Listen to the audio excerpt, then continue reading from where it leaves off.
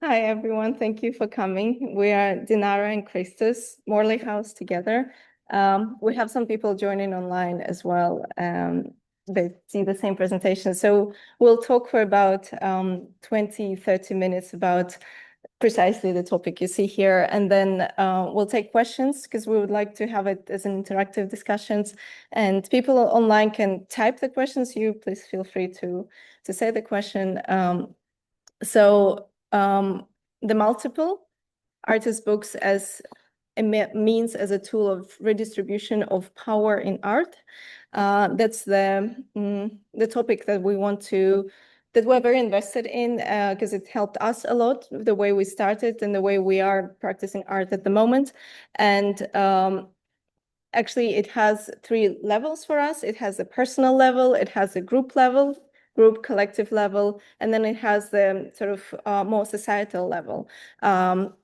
This sort of separation was inspired by our latest book entitled that, weirdly enough, it talks about three chapters: the chapter of how we coexist with our bodies, then how we coexist with our partners in smaller communities, and then how we coexist on the street in larger systems. And this talk is also the same levels. We can see that next slide, maybe. Personal level of a group or collective, and the societal level for redistribution of power in art systems. Next slide, please. So for us, this is our studio, one of the studios. I think it's from a couple of years ago. And as you can see, we've always been invested in text and image. And text and image has always been something that we've been drawn to. But in the gallery world, you don't really get enough representation for text. And it's a big debate whether a book belongs in a gallery, whether a book is part of the sort of conventional or commercial art world. But as you can see, this is how we work. We are constantly in between making some drawings. For example, we would write a text, then Christos would make a drawing of it, and then we won't use the text. Or the opposite, we'll have a photograph. One of us will write a text, and then the photograph won't be used, and it's only like a text or a shortened version of the text that goes into an art project. So it's constantly together. That's why we've been always interested in text and image, and as well as different forms of agency. And this is, and also different spaces. This is our kitchen, as you can see in the background. And this is a workshop we're doing about artist books. So for us, working together with people, organizing together, or progressive education, these are the things we've been always invested in. And art book fairs feels very much like a natural step into building a community. Do you want to add something? Sure, yeah. So I feel what's quite special in a way, reflecting to what Dinara just said, is the kind of transitioning through different spaces that they have also different functions. For example, obviously a kitchen functions very differently from an institute, yet the language we use and the language often other people that we collaborate with kind of use is mutual, and it has kind of a mutual understanding, which creates a very collective kind of democratic environment where the books and the language we use make sense. So like regardless of where we are, like space, be it like a museum, an institute, or the kitchen itself, there is a continuation in the language and the way we work. So it just makes sense. So the moment you pour the work out, or you teach, or you make something with others, the language evolves in a very natural and democratic way, which is, I think, very important. And I guess this is a little bit off topic, but to reflect on what Krista said, it's something that we build through self-reflection as artists. And this is what we teach very often to our students, that tools of self-reflection in your practice are very important. When you write about your, how do I approach art? What do I like in my practice? This actually helps you to build that language, be it a visual language or like an alphabet of your approaches. On that note, also the alphabet idea, which is really great, and we won't over expand on that, but creating your own alphabet within the artist books world is something quite unique in a way that, coming back to the language, it speaks with other people's alphabets. So other people make, for example, very specific like photo books, but we work with, in a sense, text and image, but yet the different alphabets start speaking similarly, how different languages use quite similar alphabets. So yeah. The better you understand your own practice, the easier it is very often to connect to others. Next slide, please. Great. So we have always been blurring boundaries between what is printed matter and what is not, what is art or drawing or sculpture. And here you can see Christus writing down on a cover of an actual book. We'll show you the book in a second. We've made an edition of 100. So what he did is he actually, I'll show you now. So he wrote the library 100 times. So here you can see, this is actually Vienna Art Book Fair 2 years ago, and every word library is written by hand. So what is printed and what is written kind of gets together and the lines are blurred. So for us, publishing is making something public, making something accessible for people. And that's why we are seeing publishing as an actual legitimate part of an art practice. So this is us personally, and now we're moving to the group level. On the group level, this is how we started. This was our entry point, the collective or group level. So here you see me and you see 2 other people in a Athens Art Book Fair, our very first art book fair. And I'll read the little text for you here. So it says, another book collective. This is a place for collaboration and mutual learning. We collect human stories and make art that strengthens social bonds and community identity. Another book collective creates workshops, participates in book fairs, and collaborates with artists. Bound Pages is our medium. Why I wanted to read it is because you can see that it's kind of abstract and kind of general, but also when we wrote it, we really wanted to reflect that it's a group of people who gathered together and decided to participate in an event. And that's important for us because at that moment, Christus and I didn't have any portfolio when we started, and Anthony Tino, the person with glasses that you see, was the only person with a lot of experience in New York primarily and all over the world. So that was the entry point where we were suggesting that why don't we make a collective, and because you have a lot of experience, we all will kind of chip in whatever we can creatively, and we can have a table that way. And it worked. And it was an amazing community, but also there are challenges to work in as a collective. As you can see, our table includes our books, sort of purple, beige, but also includes things like sculpture. One of the participants was a sculptor, and we had to include also sculptural work there on the table, or there was like an album, an analog album of photography. So very often when you work as a collective or as a group, you really have to find the balance between all the voices in the collective. So a table here becomes a unifying element. Yeah.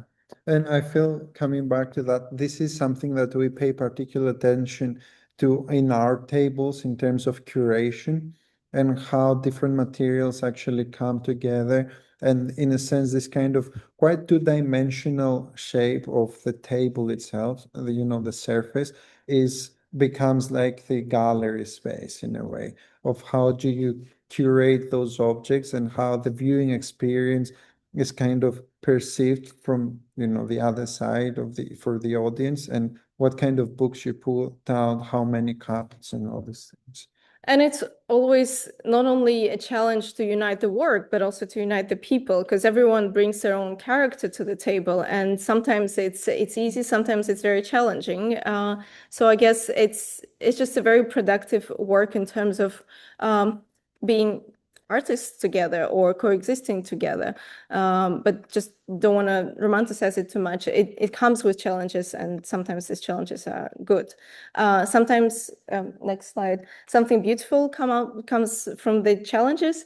For example, this is an edition we did with another person from another book collective. It's called Unseen, and it's about shared experience of living in London as somebody from somewhere else when you come from somewhere else. And it's precisely the approach of artists' books and art book fairs that allowed us to embark on a collective publication.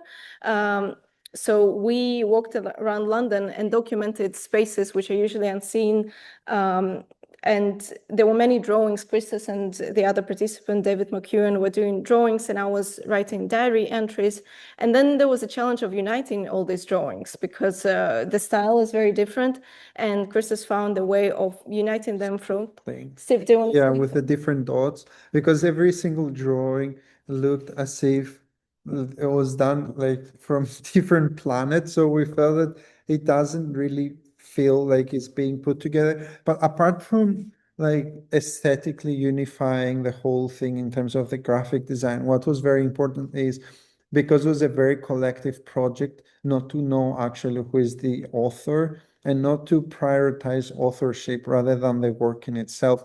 Because those people very generously, the locals shared their immigrant experiences, and we felt that really uniting the whole thing through dots, you not only kind of put the drawings under one visual language, but also it kind of challenges authorship. And we put the idea of authorship really aside. And there were moments in different art book fairs where people was like, oh, no, please tell me who actually made this book. And we purposely won't tell. And so that was great fun, actually. But yeah, it's the same with Untitled, the book I mentioned at the beginning. It's we write it as in made by Morley House, which is Christos and I, and it's not clear who wrote the text or who made an image. yeah, And I think this is something that we really appreciate, the idea of collective work. Sometimes it's not the right approach, but I think in our case, because we work very closely together, it's actually it works. Yes. yeah. Next slide, please. And this is the, as you can see, another book collective. So Unseen was published under this collective that we made specifically for Athens Art Book Fair, and it was a shared publication. Shared making and signing, so that here you can see Everything. Yeah. shared everything. Yes, I think it's a nice tool for artists to sort of gather resources together, because the space where we are is the studio of the sculptor whose work was on the table, because no one had accommodation, so we had to find a way of creatively accommodate each other in Athens. And then somebody provides paper, somebody does the signing or the binding. So I guess in the situation of limited resources, this is very helpful, where everyone can chip in something. Somebody chips in with nothing but experience. Like I look good for this art book fair to accept us as a collective because I have so much experience, and that's fine too, because I guess it works in unpredictable ways, and every time it's different. Another aspect of working as a group is sharing a space.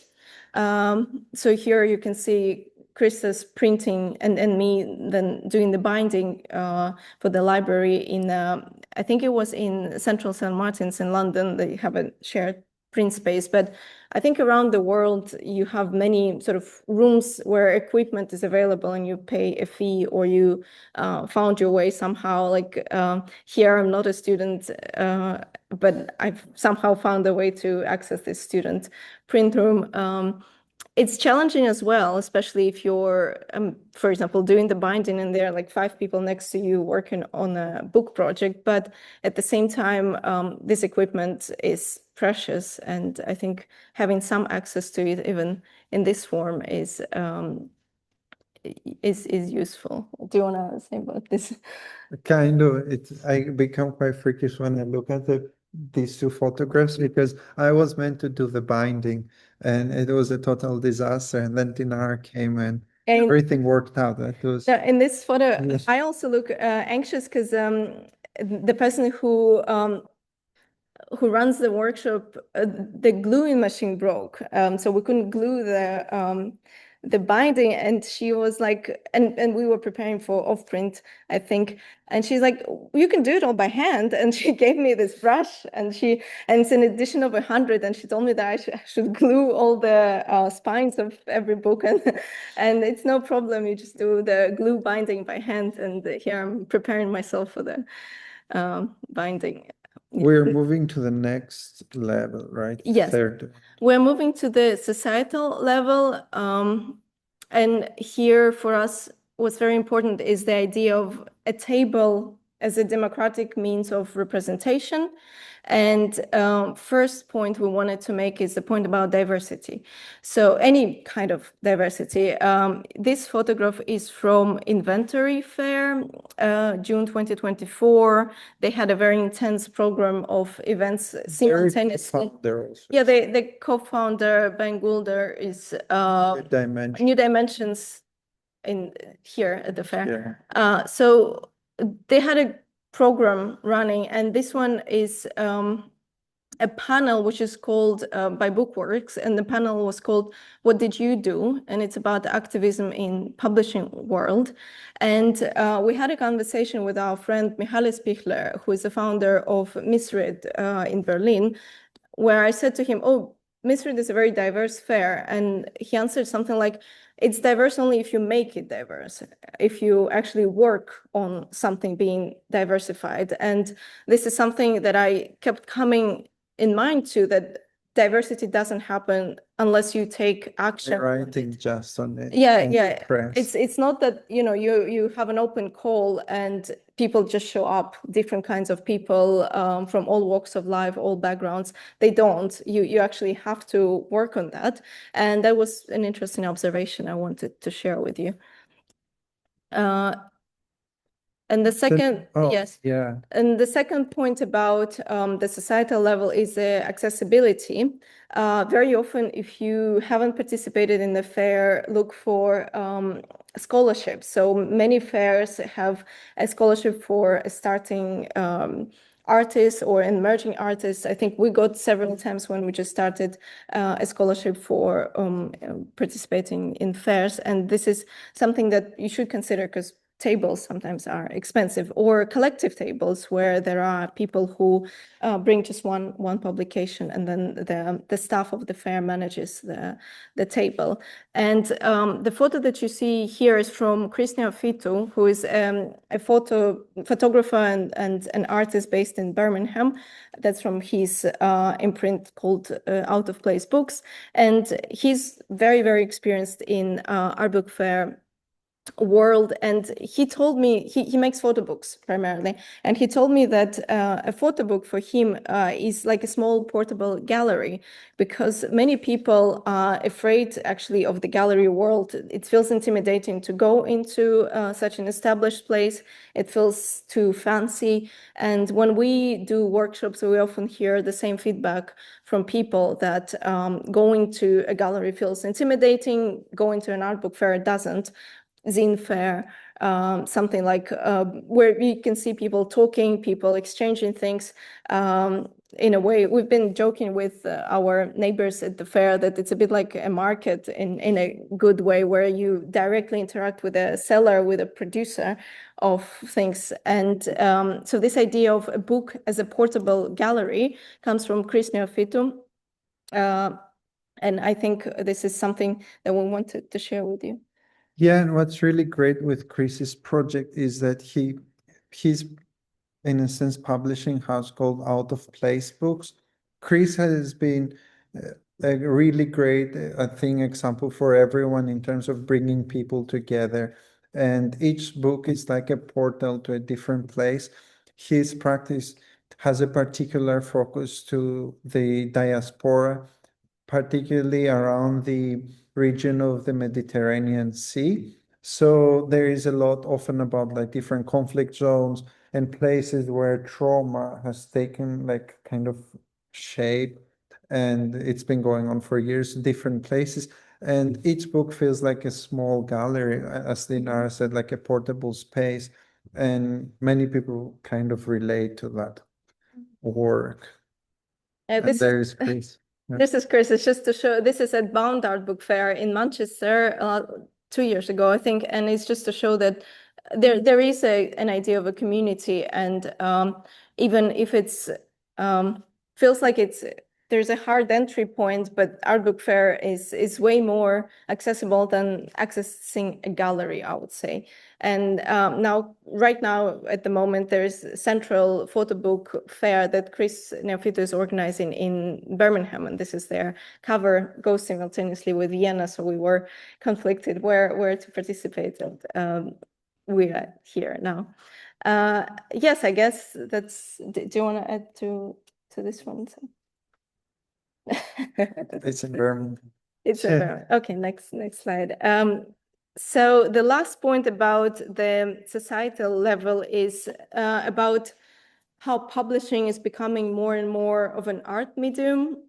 And because the book is a meeting point, it's a tool for gathering people, and it's a tool to get exposure as an emerging artist very often. And that's not only because of the diverse audience, but also because of this portability, where you can just actually take it, and how you can, for example, we have a little exhibition outside of this room that you can see from a seat to a star, but you cannot take this exhibition to our audience, let's say in London, but you can move a book. And this is something important to remember. As an artist, you have this tool. Do you want to? Yeah, I feel this is how at least Dinar and I started, and then moved gradually to other parts, and then come back again to the books. So we used to often use the phrase that the book is our meeting point. So I think this truly describes at least our practice. So we always come, very often we take different directions, from performances to painting, sculpture, installation, but then again, cataloging those different acts take the form of a book, which I think for multiple different artists has been beneficial, because it's as if you collect things and then you try to make sense of them by being concentrated within the book form. Yeah, so it's like a curation tool very often. So a book is a tool of curation. We keep coming back, like Chris said, to it. And very often you get lost in terms of making. And I've noticed that binding things together helps you understand things about your work, because it gets very concentrated. So. And also, I guess the last point to add about the accessibility of art book fairs, we had a course right now where the students everyone made a web page, like a website of their own, and we have designed this imprint, and it has names, projects, and it has websites of each person. It's on our table. And one of the students, she just wrote, like, it's fantastic to feel like I am at the Vienna Art Book Fair while I'm not, while she's in Newcastle in reality. And it's just a great tool when you have a bunch of people together interested in art or writing, how you can utilize this, and how there are creative ways of utilizing it. Yeah. I guess that's it for the talk. And thank you for coming. Yeah, thank you. Please tell us if you have questions, and what backgrounds do you guys have? Those on Zoom, type the questions, please. And those here. Yes. Thank you. Yeah, thank you. We've been in London for a long time, but currently in Athens for an art residency for 3 months in Greece. And then going to New York. So we've been the last few years doing circles. Doing circles. Yeah. Yes. I was wondering, are we trying to catch from the story? Who is that? Can you sketch like a typical, like a profile of typical consumer of the art? Oh, typical consumer of our art. That's consumer of buying. Yeah. I think Christos can. Yeah, sure. That's a good question because we've been discussing about this once in a while, kind of reflect. And yeah, this is really great. I feel like our audience is it's a very good question because I've noticed that very often it's hard to pin down and put like a label of where would I put our practice. And we've noticed that very often people from academia are quite drawn to what we make, but at the same time, it's not academic enough. So, and it's not intending to be academic. Then there are people from the sciences for some reason that they're really drawn to it for whichever reason, and graphic design. But it's like like a very peculiar bunch that very often doesn't make much sense. But yeah, I'm not sure if it answers your I question. think to add, I'm surprised you didn't mention this. We were talking about it at the exhibition yesterday. We often work with very sensitive topics like trauma, vulnerability, expressing something very vulnerable. And I think people who are ready Oh, that's a very good to be point. vulnerable themselves Yeah. or to look ridiculous in some situation, and not only to have like a very strong persona, which persona is great, but also if you are ready to be more in touch with your feelings, this is something that we really relate to, and they relate to our work. Yeah, throughout the years, I think this is what we've noticed, and we really appreciate people who are like that and they can relate to this. It can feel very intimidating sometimes. I think what we make, and there has been reactions where people avoid like facing the work and stuff, especially when it comes to paintings because they are more visual. But yeah, so that's a great answer to the question, I think, what Dinara just said.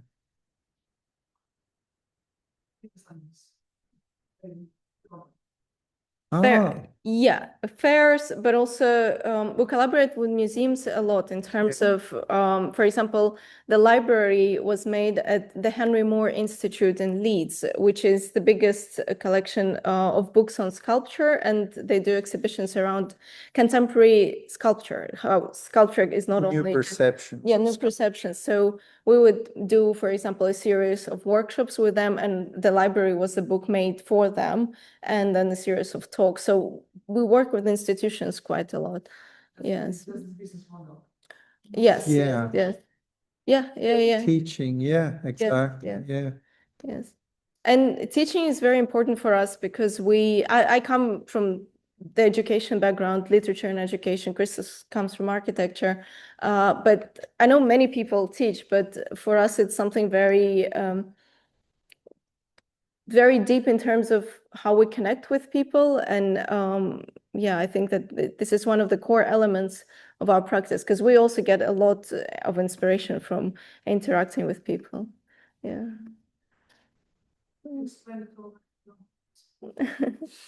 Feel Yes. free to see the exhibition also. It's Yeah. right outside here. Yes. Yeah, with Thank the you, guys. paintings. Thank you for joining.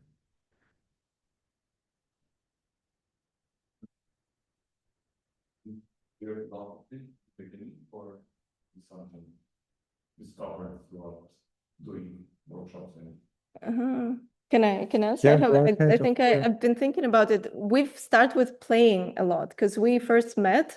We met in 2017, and we've been doing silly things together a lot, like silly drawings, something that never was qualified as art. And then I think it was 2021 that we started a newsletter, and it was still playing, like drawings on iPad from Chris's, some writing, some recordings, and then gradually it became more and more serious. It became full time. It became something that we've been thinking and analyzing. But like originally, it was like 3-4 years of just playing silly things together. Yeah. Then Yeah, it started by having an urge to do something beyond what we've been doing back then. And I feel it felt like, at least personally, we were in there, like, I felt that I was in the wrong place, meaning like how I was utilizing my time and what I was creating out of it. which was primarily like in architecture. So I noticed the patterns that I had in architecture were more drawn to art and theory. So I thought, yeah, maybe I should move to a direction more relevant to what I actually prefer doing every day. And also, architects approach books in a very interesting way. They see it as an object and a bit as a building, because when they With structure analysis. yeah. And I Yeah. think this is how Chris has Yeah. approached our books. Yeah. There's a question on Zoom. Is it difficult to choose the book theme? Does it come first or after the collective work?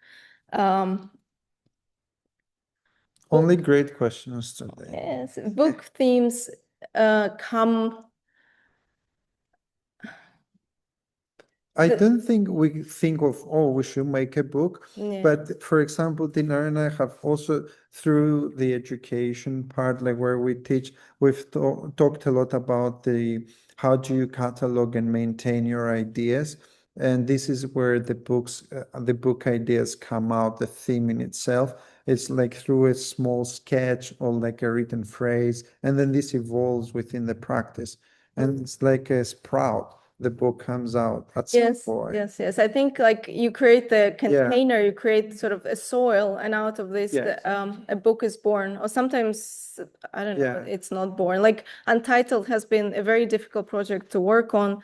We started in 2020, and like a phrase in the book is, "Can we finish making this book ever?" And it's still not done. The manuscript, the first edition is done, the exhibition is done, but there's still a lot to unpack. So sometimes it never ends. Yeah.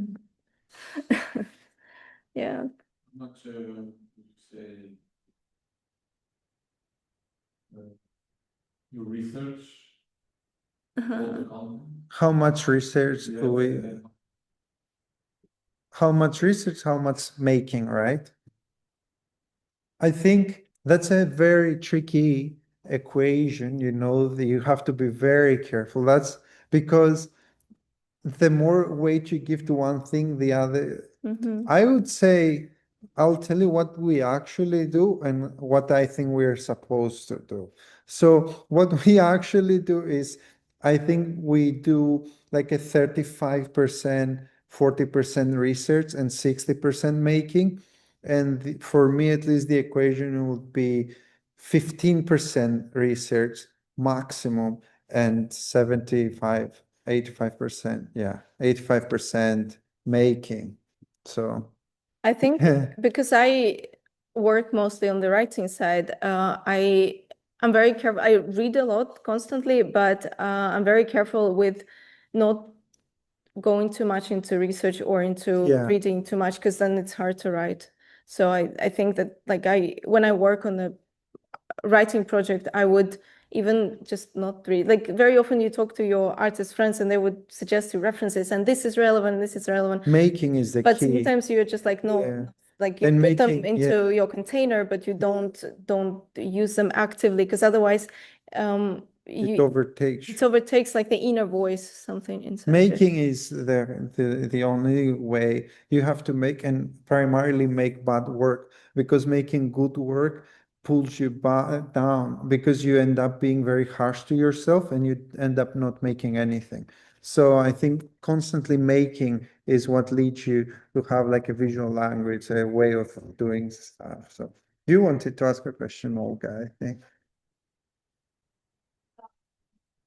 I felt like my life was without and your practice and talking about practice, something that you make is really beyond the objects or the digital model, because you're connecting and you have an emphasis on this connection that you make with other people and exchange of things. And this is something that overlaps with research, I would say, maybe even if you're talking to people, you're making something else. And then I had a question also that I wasn't sure if I was going to ask because of the personal, but I liking this emphasis on the information exchange and this kind of networking and material on material basis. Exchanging things, and you mentioned that kind of reflecting over your own work was something that is important. Yes. And I have been, for me, it feels also very important to reflect in a theoretical way. But I don't understand why. Because I don't know where it fits into this information, into this exchange, this process Yeah. of making Mm-hmm. in a way. But then I thought that maybe because after that you said to reflect means to find language also, Yes. and then if that would be kind of what we harvest from it. Yeah, I think I can comment on that from the writer's perspective, and then Christus from the visual arts. I think for me, it started as I often tell this story, it started at Pratt Institute in New York at the writing program there, where I would be just writing, but then my supervisor said, just start writing comments about your work and sort of shaping a poetics of your own language. And it felt very selfish in the beginning. It felt like, why would I even do it? Why would I dedicate so much time to myself? But I wasn't sharing it with anyone in the beginning. And then gradually with Christus, and then maybe with students. But I think it's more about the better you understand yourself, the better you will be able to connect with others, and the clearer you are to other people. I guess this is from the writer's perspective. No, for sure. Oops, sorry. Yeah. No, I agree. And I feel kind of the key is to kind of navigate yourself around what you just described in a way of reflection is good, but at the same time, I think this kind of openness and constant making is what, from my experience, leads to kind of a more safe even space from how you interact not only with the work, but with other people. But it is challenging because very often we have also preconceptions and stuff that block us in order to jump over that fence. Yeah. So I don't know if you have to share your observations of yourselves with others. Maybe it's just like for you to understand yourself better. And I don't know if it has to pour into other people, but I guess it's easier to communicate with a person who knows what they are about, I guess. Yes. This integrating it into my understanding process and my artistic process. Yeah. I would agree. Yeah.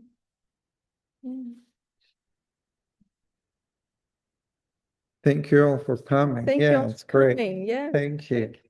Amazing. Thank you, guys. See you too. And have a good time at the fair. There's so many cool tables. Thank you. Thank you. Goodbye. Take care. Oh, wow, Valentina, we can see you now. We couldn't see you before because we had the screen on.